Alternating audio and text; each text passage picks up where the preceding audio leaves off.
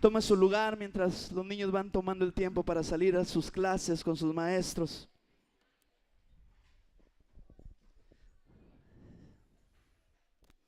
Damos gracias a Dios por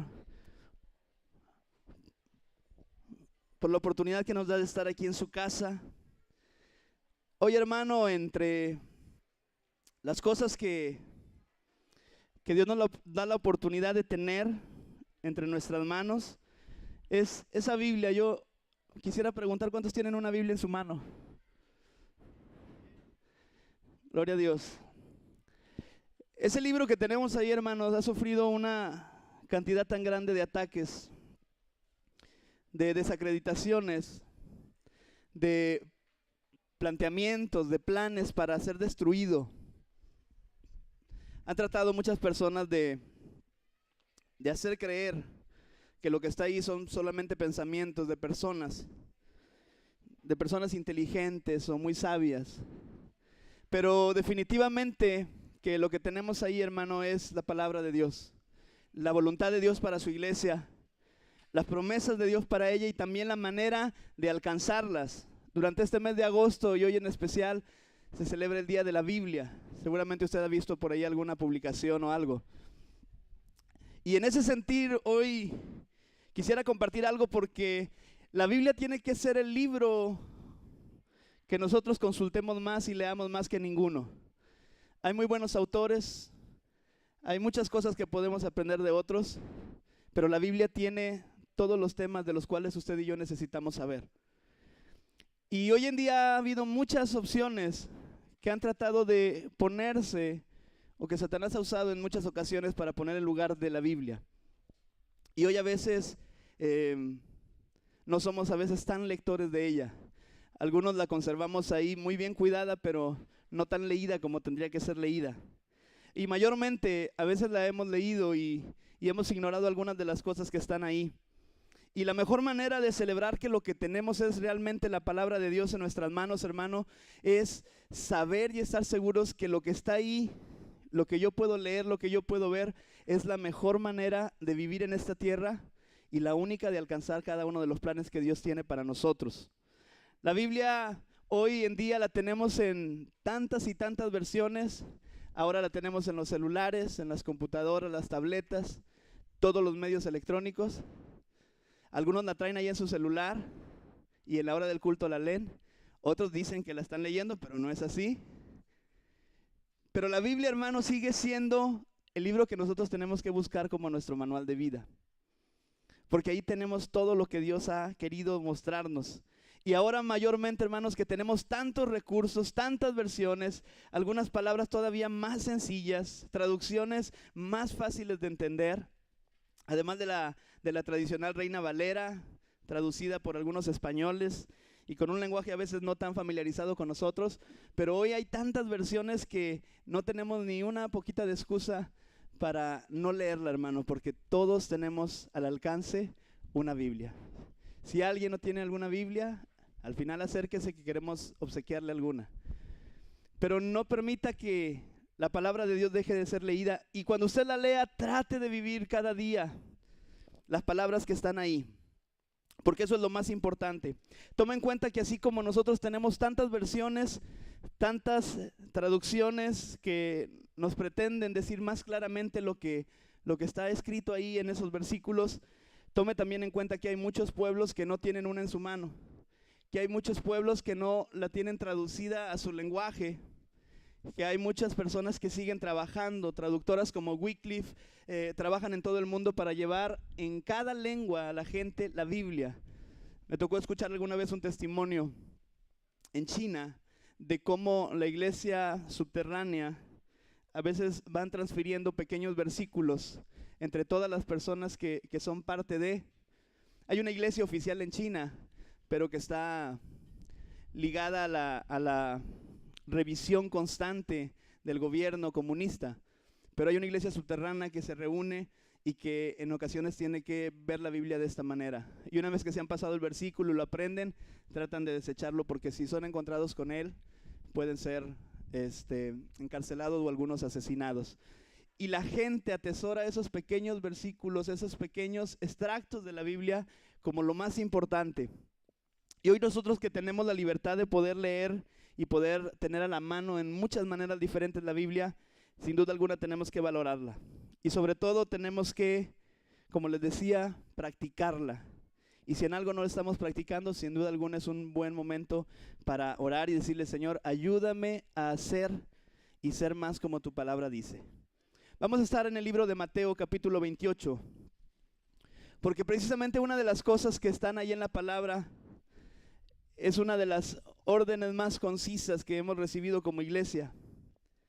Y el Señor está esperando que nosotros respondamos a esa palabra. Ahorita hablábamos al cantar de cómo no hacer algunas cosas, adorar, servir, amar. Cómo no hacer todo esto por Dios cuando lo hemos recibido todo, hermanos. Y cuando pensamos en esto, tendríamos que pensar cómo no compartir con otros, cómo no ayudar a que otros puedan conocer y encontrar lo que nosotros hemos encontrado como lo mejor de nuestra vida. Vamos a estar solamente en estos versículos de Mateo 28. Seguramente usted los ha leído algunas veces, pero hoy quiero compartir precisamente que el llamado que la Biblia nos hace a través de Mateo es un llamado que no puede ser ignorado. Este es el tema de esta mañana. Y me gustaría que vayamos leyendo algunos versículos. Y el 16 y el 17 de Mateo 28 es el primero de ellos. Y dice lo siguiente la palabra: pero los 11 discípulos se fueron a Galilea, al monte donde Jesús les había ordenado. Y cuando le vieron, le adoraron, pero algunos dudaban. Vuelvo a leerlo. Los 11 discípulos se fueron a Galilea y al monte donde Jesús les había ordenado. Y cuando le vieron, le adoraron, pero algunos dudaban. Y hay algo muy importante que tenemos que tomar en cuenta, hermanos, porque los discípulos, la gente que está ahí en ese monte, con el último momento, con las últimas palabras de Jesucristo. Es ese momento donde ese maestro que ha estado con ellos caminando por algunos años, que ha vivido tiempos difíciles y después de resucitar se ha aparecido por 40 días y está ahí todavía con ellos, está dando las últimas indicaciones para su iglesia. La están escuchando esos discípulos, pero el Señor sabía que muchos años, cientos, miles de años después, la iglesia seguiría escuchando este mensaje. Y una de las cosas que Jesús quiere decirnos en estas palabras es que es importante que la iglesia no evada su responsabilidad, que la iglesia asuma su compromiso, que la iglesia abrace su visión, que la iglesia escuche a su maestro recordándole nuevamente que ahí en ese lugar, en ese monte, antes de partir, Jesús dio una indicación importante. Como las palabras que da una persona que está tal vez a punto de morir y reúne a su familia y da instrucciones. Pero el maestro no está a punto de morir, sino está a un momento de ir al cielo y empezar un momento diferente para la historia.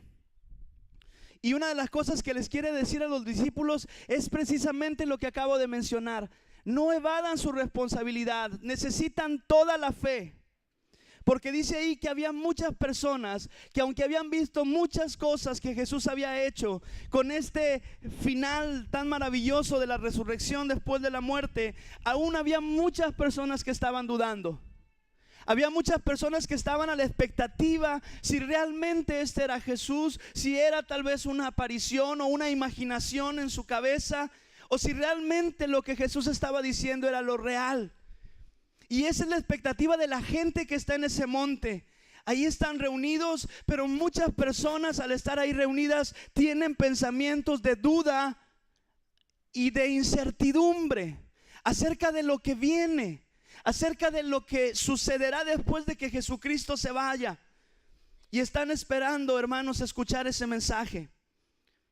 Algunos, abrazando esa duda, trataban tal vez de eludir, evitar de alguna manera, esquivarse lo que Jesús iba a decir a continuación.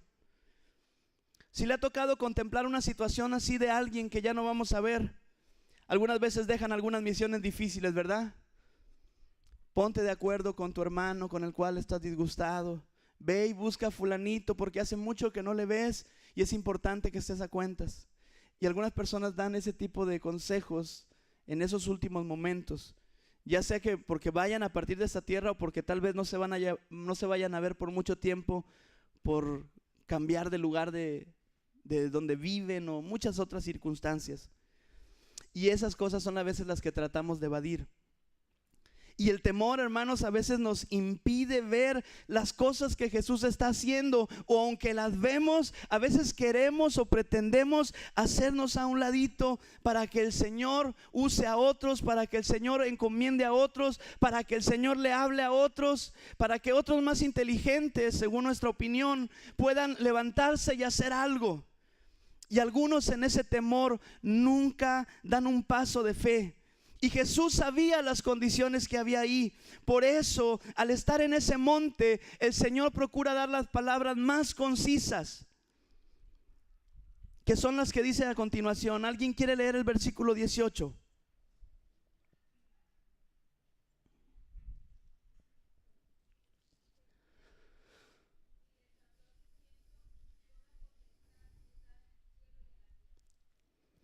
La manera de evadir la responsabilidad es muy sencilla. Simplemente no hacemos, no escuchamos lo que Dios está diciendo.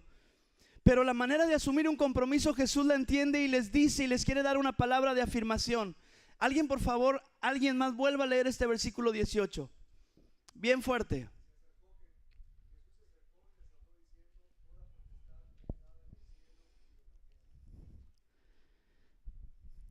Tenemos todo lo que necesitamos, hermano.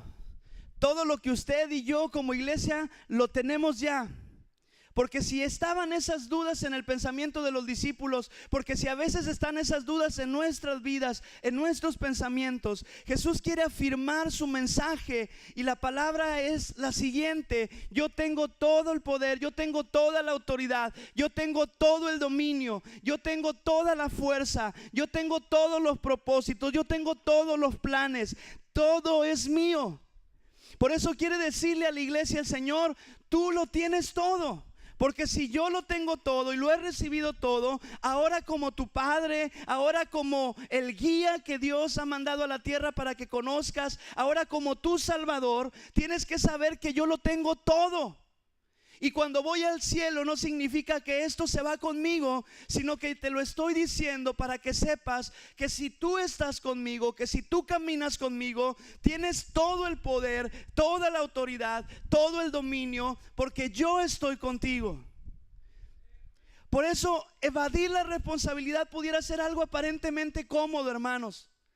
Estar con pensamientos de duda y de fe cuando vamos caminando en el camino de Dios, valga la redundancia, pudiera ser algo que aparentemente es normal, comprensible por las circunstancias que vivimos. Pero cuando escuchamos palabras como estas de Jesús, tratando de alentarnos y de decirnos: tú ya lo tienes todo, lo único que necesitas es fe para vencer esos temores. Lo único que necesitas saber es que al caminar las cosas que enfrentas y que vives, iglesia, tú tienes que saber que yo estoy contigo. Y que en medio de toda circunstancia yo estoy contigo para darte la victoria, para que sientas mi poder, para que recibas lo que yo tengo para ti y para que cumplas mi propósito.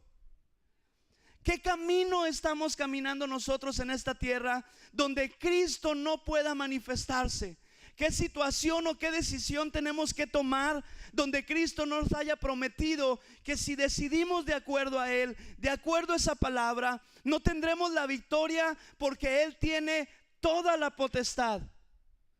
¿Qué circunstancia enfrentaremos, hermano, donde si realmente estamos tomados de la mano de Dios, no tendremos la seguridad de que el Cristo que tiene todo el poder está a nuestro lado para darnos victoria? Por eso es importante que la iglesia abrace el compromiso, abrace la visión, que no olvide lo que el maestro ha venido a decirnos. Lo que cantábamos hace un instante en varias canciones habla acerca de eso, hermano. La iglesia lo ha recibido todo y de esta manera tenemos que publicar lo que Él ha hecho en nosotros.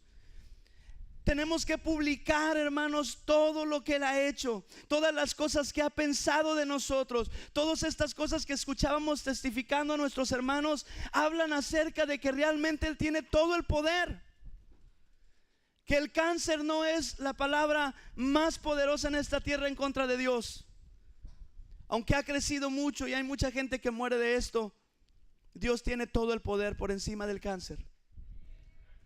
Que las circunstancias que vivimos, que la falta a veces de trabajo, como Valeria compartía, o que la falta de recursos no están ligadas a mis capacidades o a lo que pueda lograr, sino que está ligado todo esto a mi confianza y mi seguridad de que Dios siempre tiene su provisión, y que sin duda alguna, aunque pasamos tiempos difíciles, siempre tiene una puerta abierta, un trabajo en su tiempo justo, porque Él tiene todo el poder. Pero no solo para esto, hermanos, porque si bien hemos recibido el poder de Dios, hay una encomienda muy especial. Todo el poder se muestra en nosotros, todo ese poder de Dios para todo lo que hacemos. Pero Dios tiene un pensamiento, porque además de recibir todas estas bendiciones, Él está esperando que cumplamos su propósito. Y eso es lo que dice el versículo 19. Alguien, por favor, ayude a leerlo desde su lugar.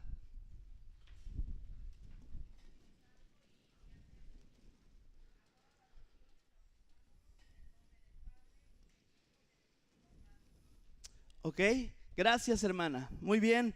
¿Qué es lo que dice ahí, hermanos? Otra persona más, léalo nuevamente.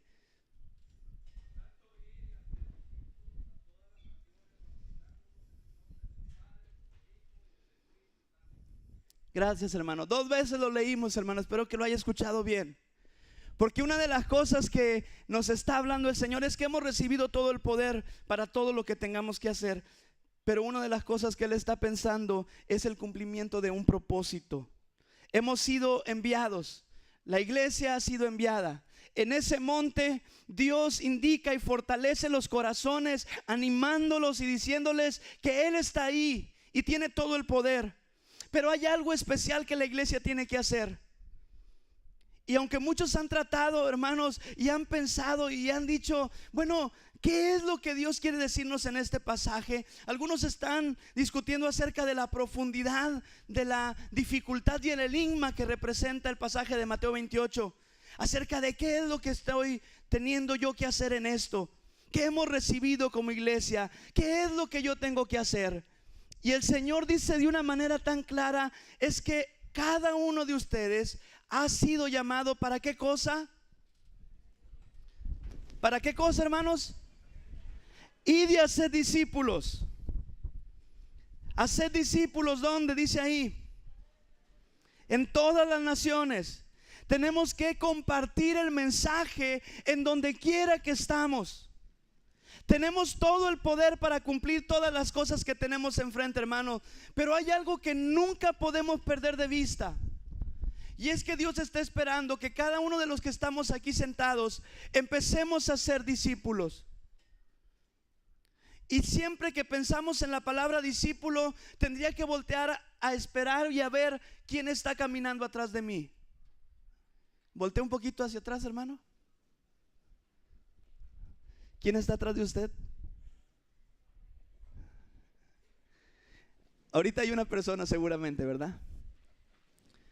Pero piense en su mente, en su corazón. ¿Quién está caminando atrás de usted? Porque Jesús tenía 12 caminando constantemente atrás de Él. A veces peleando, a veces discutiendo, a veces incrédulos, pero tenía 12 que estaban caminando constantemente. Y se le añadieron otros más y otros más. Y en este monte hay al menos unos 100 o 120 hombres reunidos escuchando esto. Hacer discípulos será una tarea de los evangelistas, de los pastores, de los maestros. ¿De quién es la tarea de hacer discípulos de acuerdo a este pasaje, hermano? De la iglesia, de los creyentes, de todos. Dios está esperando que Buen Pastor Periférico crezca a través de hacer discípulos. Y hacer discípulos no siempre es solamente ir a plantar la semilla. A veces nos toca esta parte en medio de la cosecha. A veces nos toca la parte de plantar o de regar o de cuidar. Pero en muchas de las ocasiones Dios nos está dando la oportunidad de llevar un proceso con la gente que está a nuestro lado y que la gente se convierta en discípulo. Y a veces en esa parte donde decía que evadimos, decimos, no, bueno, yo ya sembré la semilla y Dios hará el resto. Pero Dios está esperando que la iglesia, que cada uno de nosotros esté pensando de una manera intencional cómo hacer discípulos. Cada domingo que yo vengo aquí, tengo que ser intencional y estar pensando, ¿a quién voy a invitar hoy? ¿A quién voy a hablarle esta semana? ¿A quién voy a compartirle que tal vez hoy pueda ser un tiempo muy bueno para él con nosotros en la iglesia? Y después de que sucede esto, ¿a quién voy a ver? Ustedes vieron en el tiempo de los avisos al menos 8 o 10 personas levantándose. Somos llamados a ser discípulos. Por tanto, id y hacer discípulos. Vuelvo a preguntar, ¿quién está caminando atrás de usted? Si hay personas caminando atrás de usted, seguramente está trabajando y haciendo discípulos. Pero si no hay personas caminando, tampoco es para que se vaya triste y frustrado a casa, sino para que empiece a pensar de una manera intencional, ¿qué tengo que hacer para que muchas personas puedan conocer a Jesús y ser esa parte que Dios usa para establecer discípulos? No queremos hacer discípulos en muchas ocasiones porque siempre tiene un precio, porque siempre cuesta, porque siempre hay que invertir, porque siempre hay que dar, porque hacer discípulos implica dar constantemente de muchas maneras.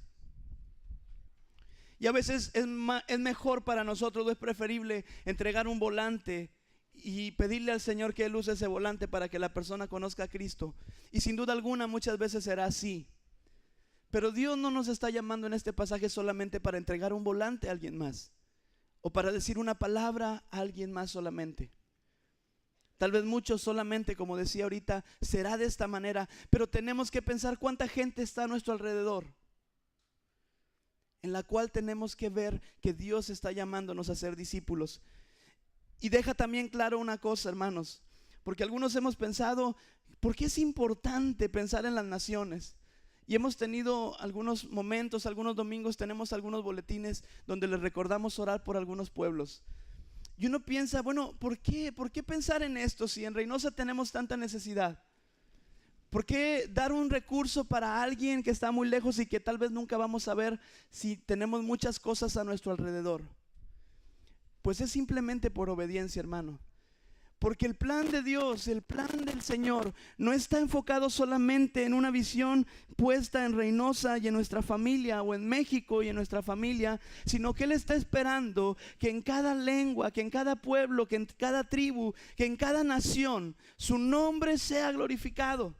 Por eso Jesús quiere decirle a la iglesia, este es un llamado para todos, a ser discípulos en donde quiera que estemos, pero también en cada pueblo, en cada etnia, en cada lugar. Nunca sabremos, hermano, si tal vez a la persona que usted y yo le compartimos, le formamos o ayudamos para que se convierta en un discípulo, Dios use para alcanzar a otras personas en naciones diferentes. Nunca sabremos qué es lo que Dios hará a través de nosotros. Tal vez usted nunca sea de los que viaje, pero sin duda alguna todos tenemos una participación en el alcance de cada pueblo, de cada lengua, de cada tribu, de cada persona en todo el mundo.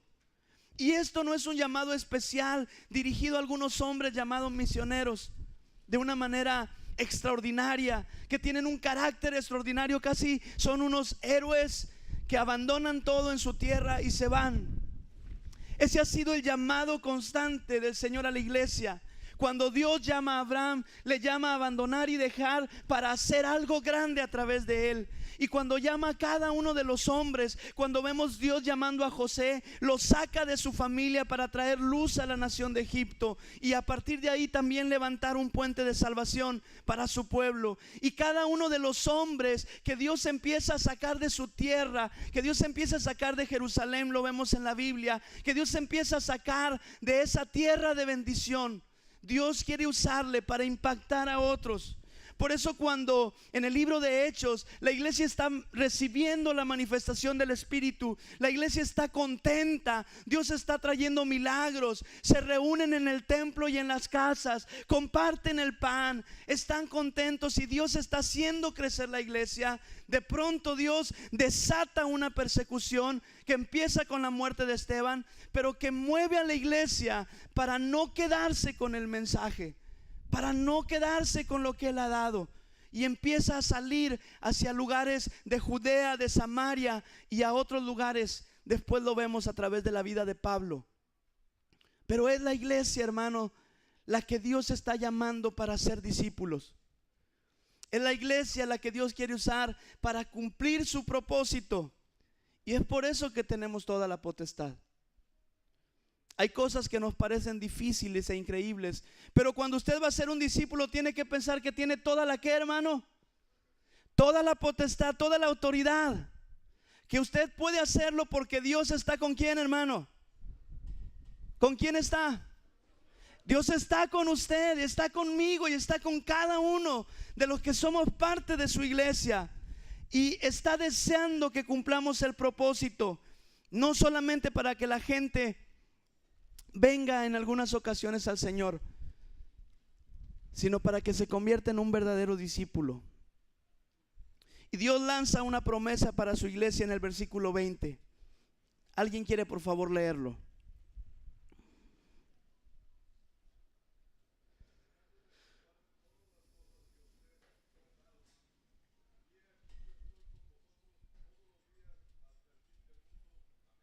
Gracias.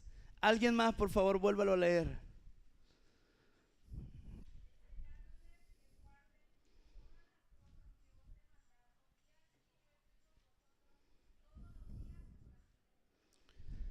Él nos ha prometido su presencia, hermano. Y en su presencia todos podemos depender de Él.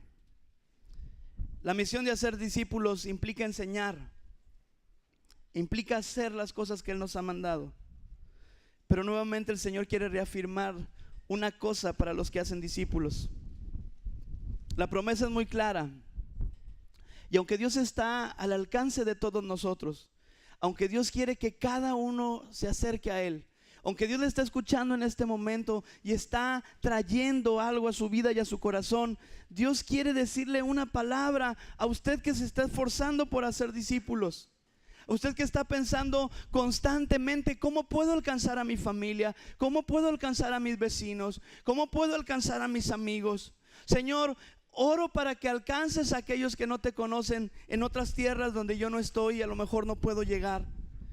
Para aquellos que están pensando de esta manera, Dios reafirma su promesa y les dice: he aquí yo estoy con ustedes todos los días y hasta el fin del mundo. Y realmente Dios está con su iglesia, pero está haciendo esta promesa de una manera especial para que podamos tener confianza que el camino y el cumplimiento de la visión es la que trae los mejores dividendos, es lo que trae los mejores resultados.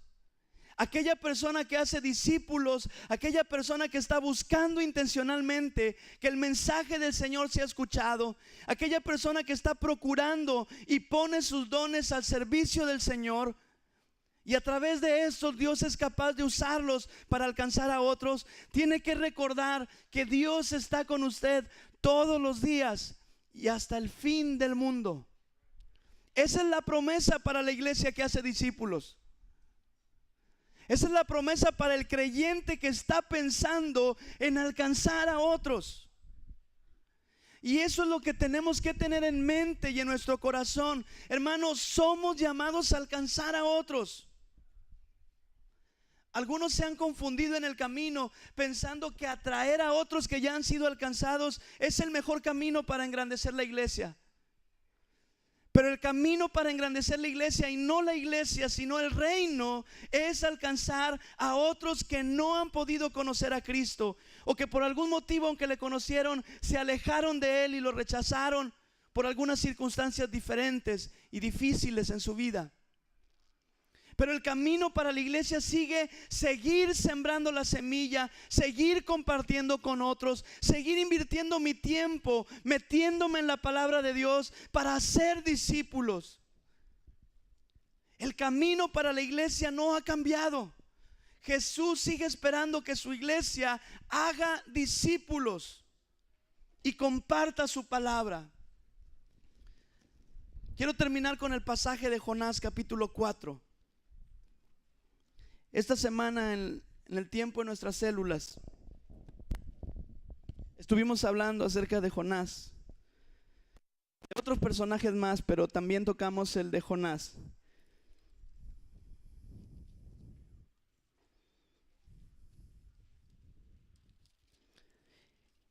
Usted conoce la historia de Jonás y sabe que había recibido un llamado. ¿Cuál era el llamado de Jonás, hermanos? Ir a Nínive. ¿A qué? A predicar. El mensaje era muy claro: diles que se arrepientan. Diles que se arrepientan.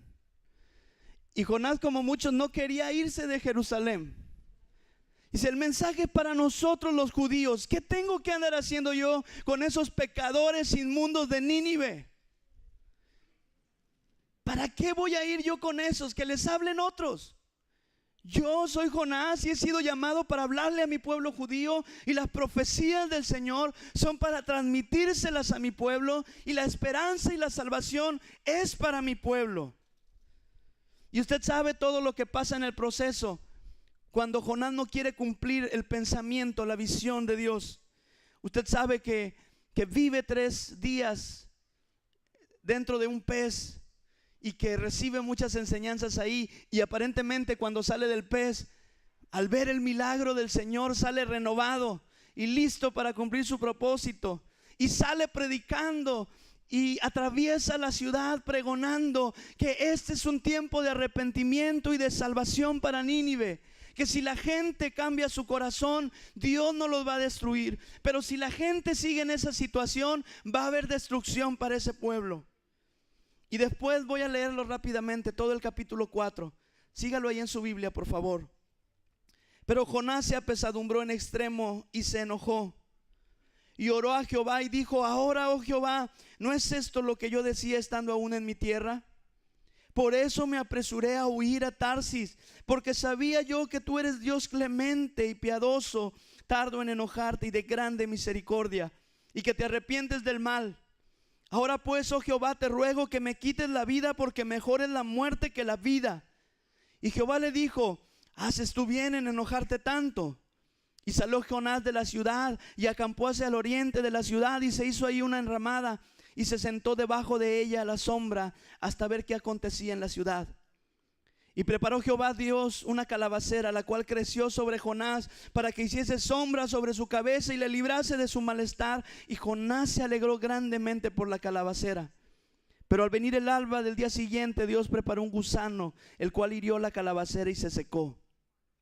Y aconteció que al salir el sol, preparó Dios un recio viento solano, y el sol hirió a Jonás en la cabeza, y se desmayaba y deseaba la muerte, diciendo: mejor sería para mí la muerte que la vida. Entonces dijo Dios a Jonás: ¿tanto te enojas por la calabacera? Y él respondió: mucho me enojo, hasta la muerte. Y dijo Jehová: ¿tuviste tu lástima de la calabacera, en la cual no trabajaste, ni tú la hiciste crecer, que en espacio de una noche nació y en espacio de otra noche pereció? Y no tendré yo piedad de Nínive, aquella gran ciudad donde hay más de 120,000 personas que no saben discernir entre su mano derecha y su mano izquierda, y muchos animales. Y a veces, hermanos, pensamos más en las plantitas y en los animalitos que realmente enfocarnos en que Dios quiere salvar a la gente. Y no quiero decir que no tenga plantas ni animales, pero a veces hemos luchado y la gente ha empezado movimientos y luchas tan fuertes para defender los animales y las plantas. Y la iglesia del Señor, que tiene que ir en pos de todo esto, pero siempre pensando en que Dios nos ha llamado a ser discípulos, tenemos que recordar a esto. Lo que Dios le dice a Jonás es: oye, tú no hiciste nada, y esta planta que yo te mandé, que no hiciste nada para obtenerla, estás enojado porque esta planta murió en un día. Y esta gente que yo quería salvar y que te dije una y otra vez, ve y predícales, y vienes y les predicas después de muchas dificultades y después de predicarle de todas estas circunstancias, y ellos se arrepintieron, hicieron un ayuno más grande del que te pudiste haber imaginado, donde los animales, donde los niños, donde los hombres, las mujeres tuvieron un tiempo donde 3 días se humillaron y oraron y ayunaron y se arrepintieron. Y después de toda esta conversión masiva, tú estás enojado porque yo los voy a salvar, y te preocupa más una matita que yo hice crecer para bendecirte y que la he quitado. En el tema de las células hablábamos acerca de la depresión que a veces pudiéramos llegar a tener al no cumplirse algunas cosas que estamos esperando, al vivir algunas circunstancias que nos meten en esta condición. ¿Sabe una cosa, hermano? Muchas de las situaciones que nos meten en depresión a veces, o las que Satanás usa para traernos en esta condición, es la falta del cumplimiento del propósito de Dios. No hay nada más que le deprima a una persona que no cumplir un propósito. Y si no, piense usted un momento, ¿qué pasa el día que usted se levanta y sabe y quiere buscar al Señor, pero no oró, y terminó el día y no oró y no leyó la Biblia? ¿Cómo se siente? Triste, ¿verdad? El otro día tendrá una nueva oportunidad. Pero algunos terminan ese día triste porque saben que no hicieron lo que tenían que hacer. Y no solamente como una rutina, sino como una necesidad, porque al final del día se siente una ausencia de algo que es importantísimo para mí. Dios está esperando que pensemos, que veamos las cosas como Él las ve. Podemos quedarnos donde estamos parados y no ir a ningún lado como Jonás quería hacer. Podemos recibir profecía y compartirla allí con la familia, con los hermanos. Podemos decirla en la iglesia. Pero muchas veces de las cosas que Dios está llamando y que está diciendo, está hablándote para que vayas y las digas a otros, para que se las compartas a otros. Porque hay más de 120,000. Aquí había esta cantidad, pero hay más de 120,000 en muchos lugares que necesitan escuchar el mensaje y la esperanza que Dios tiene para ellos. Y esa es la visión y el propósito de la iglesia. Necesita cumplir los pensamientos y los sueños de Dios. Y los sueños de Dios están ligados a que nadie muera, a que nadie perezca, sino que todos procedan al arrepentimiento. Y para que eso suceda, la iglesia necesita seguir hablando. La iglesia necesita seguir levantando la voz. La iglesia necesita seguir invirtiendo tiempo y hacer discípulos. Estos que tenemos aquí cerquita, estos que podemos enseñar, estos que podemos invitar, estos que podemos llamar, estos que podemos de alguna manera, como dirían en el fútbol, hacerles marca personal. Y nunca olvidar que Dios está esperando que veamos cada una de las naciones, cada uno de los pueblos, cada uno de los lugares que no han conocido su nombre. Y su oración puede ser muy importante para que eso suceda. Amén, hermano. Este es el llamado que Dios está haciendo a la iglesia cada día. Mañana al levantarse usted tendrá muchas cosas que hacer. Pero no olvide que tiene este llamado de parte de Dios constante. Vayan y hagan discípulos en todas las etnias del mundo, dice la Nueva Traducción Viviente, en todos los pueblos. Y no olviden que yo estoy con ustedes todos los días hasta el fin del mundo. Póngase de pie, por favor.